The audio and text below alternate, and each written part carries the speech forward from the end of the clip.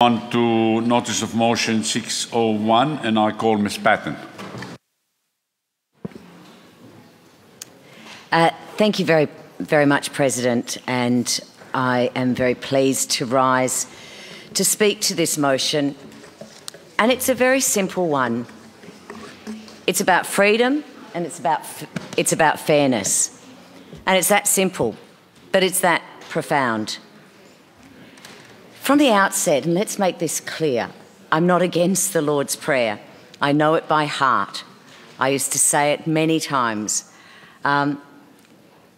This is pro-religion. This is about disadvantaging no one and making space for everyone.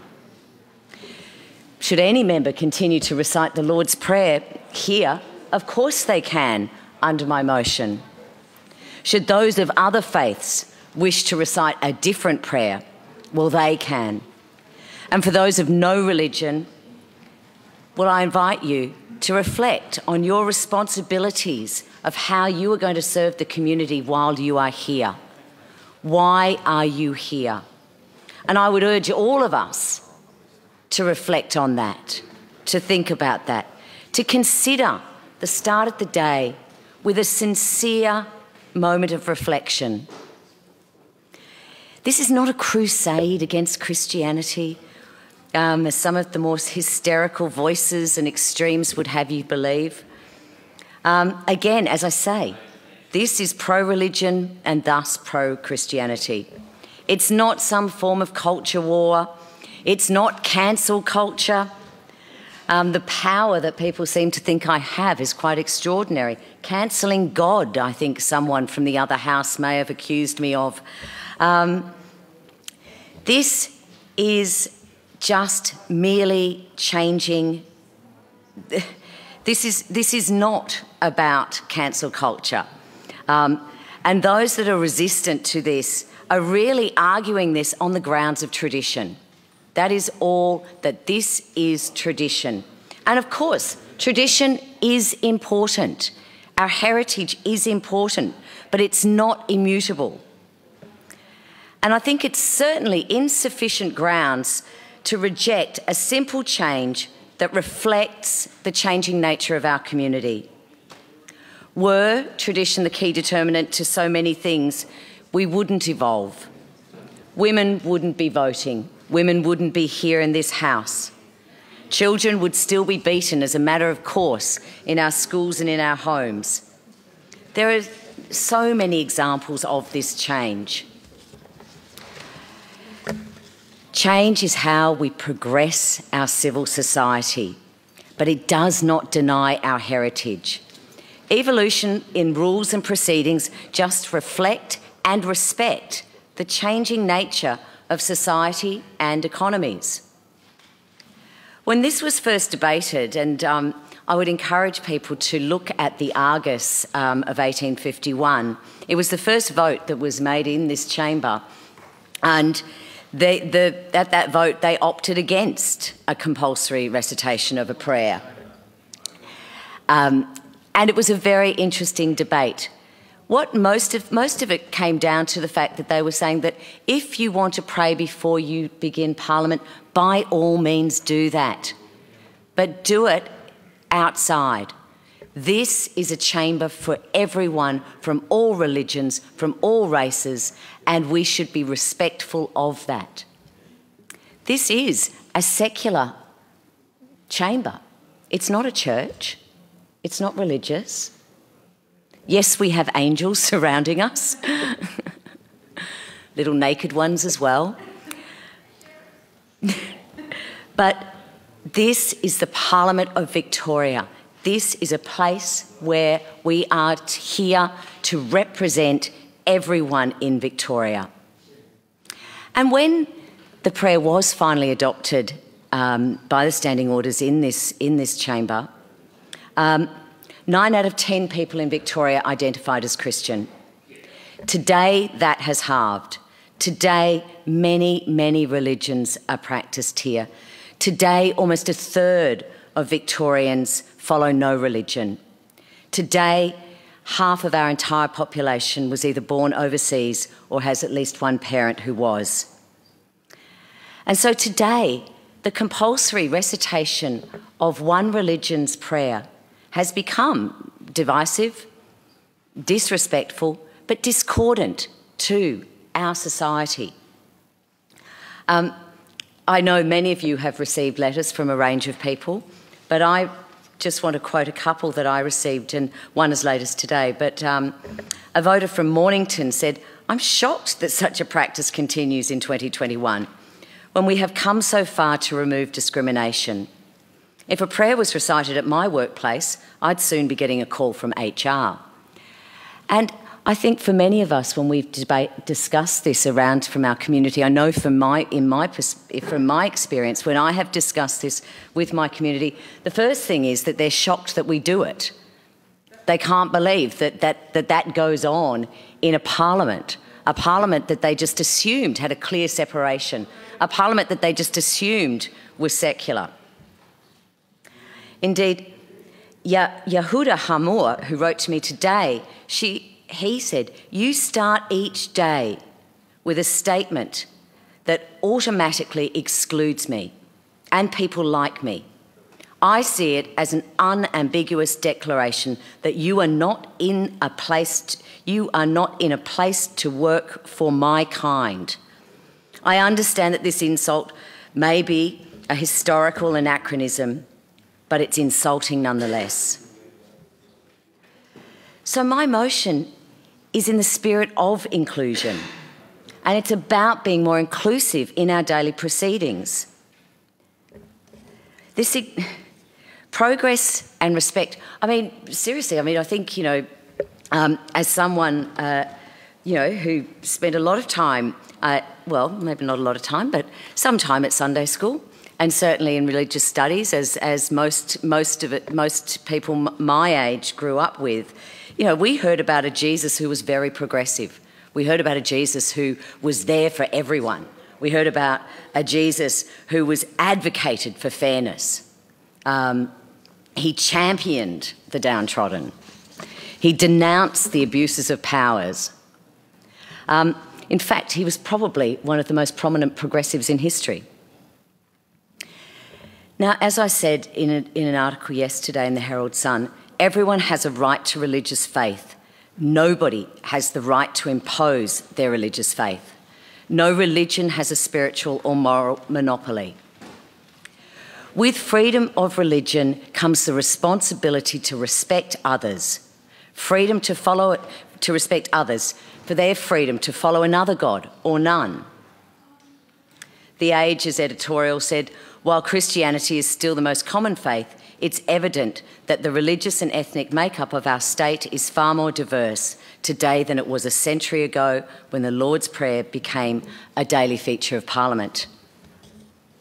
And they went on to say that they believe that Parliament should reflect these societal changes and that they could see a future where there was an opening of Parliament that was more inclusive of all faiths than the current practice of reading the Lord's Prayer.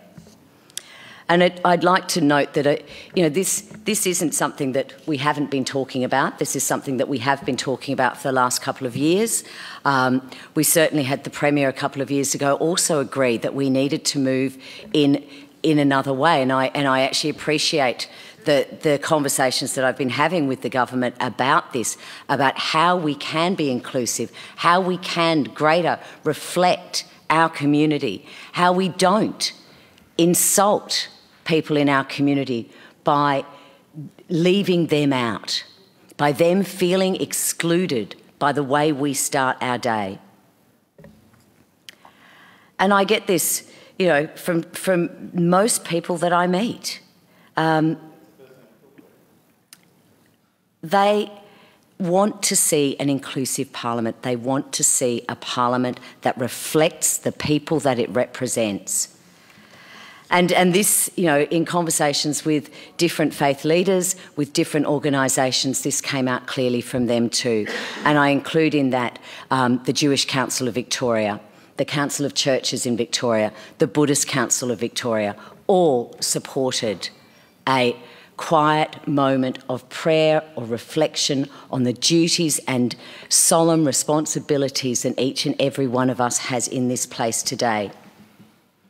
We also had an open letter that was circulated today from eminent people across the community, and those signatories included people like Reverend Ian Smith, who is the Executive Officer of the Council of Churches, Daniel Agion, the President of the Jewish community, Eddie McCullough from the Chair of the Ethnics community, Professor Gary Bomer, who's the UNESCO Chair in Interreligious and Intercultural Relations, Father Bob Maguire, a Catholic community leader, Professor Pat McGorry, the Professor of Youth Mental Health at the University of Melbourne, Simon McKeon, a lawyer, philanthropist and sportsman, Chancellor of Monash University. In part, that letter that they were all signatories to said, "We believe it promotes community harmony, it better protects freedom of religion and reflects the evolution of Australia from its Judeo-Christian heritage to its current and future diversity of culture and religion." It's clear too that we can do this, but we probably should do this in both houses. And that is beyond my remit. But certainly, if the knocks on my door, if the emails that I have received over the past couple of weeks are any indication, there is a great willingness for change, not just in this chamber, but in the other chamber as well. You know, I note that the opposition's position, and this was I think very eloquently put by Mr Davis in the Herald Sun yesterday as well. But the point that they raised when we discussed this in the Procedures Committee was that we need to respect the rights of each and every individual. Now, for some perverse way, that to do that, we maintain a prayer that excludes people. We maintain a process that excludes a large number of people even in this chamber, not to mention the exclusion to people in our community. So I think you just have to look at the census to see that that proposition of maintaining a prayer is utterly inconsistent. I think people who are opposing this motion are reading the community wrong. A number of, people from both sides of this House have privately shown support for this. And I understand that this has been difficult. But I also want to just make at this point, make the point that when you look at this motion, this is actually about how we begin our days on the sitting days. In recognition of that tradition and heritage that Mr Davis has spoken about, that the Minority Report to the Procedures Committee report about this exact same issue spoke to, on that opening day when the Queen's representative comes to this House, when we have the chamber filled with that tradition and heritage at the opening of each session, when we have the black rod, when we have that pomp and ceremony, that is the day that I believe that we can maintain that recitation. That is a day that is a tip to our heritage and to our tradition, but on a daily basis, it would be far more inclusive, it would be far more reflective that we actually do something that reflects our whole community. And that quiet moment, a quiet moment where we could think about how we are going to behave in this House, how we are going to reflect and represent our community. That, I think, would be a very important activity for us. And Elizabeth Reid, who was the first women's advisor in the federal government many, many years ago, she was making this point because she was arguing that a moment of reflection at the start of a council meeting would be more appropriate than a prayer. And she said, in a place where you are going to conflict, where there is going to be contrasts of opinions, when there is going to be disputes and differences, maybe starting the day with silence actually starts the day in a better way to listen to others, to listen to the views of others, to be respectful of other people's views. And I think that that would be something that our community would love to see. This is a compelling change, and it's based on the evidence that Parliament needs to evolve with the community. It's driven by the fundamental value of fairness, of justice. It's driven by freedom of religion and personal liberty. These surely are principles upon which we can agree. Anglican Bishop of Wangaratta, Clarence Bester, put it well the other day. The Lord's Prayer is relevant to those of us who are part of the Christian society, and a secular state should not and cannot favour a particular religiosity, or even where people do not adhere to any religion or faith. No particular faith or religious tradition should have the monopoly of our ever-changing society. It's beyond doubt time to give all religions a fair go and all people their due respect. I commend my motion to the House.